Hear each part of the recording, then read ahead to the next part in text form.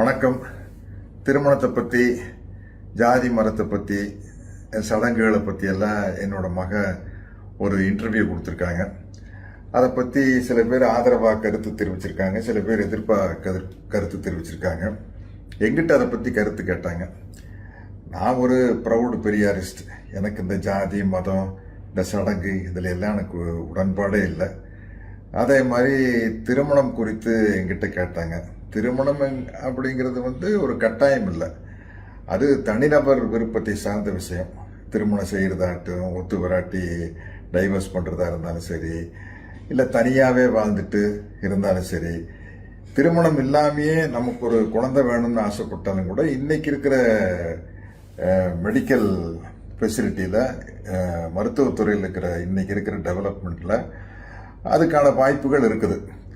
அது சரியாக அமையலாம், சரியாக அமையாமலும் போகலாம், பட் அதுக்கான வாய்ப்பு இருக்குது.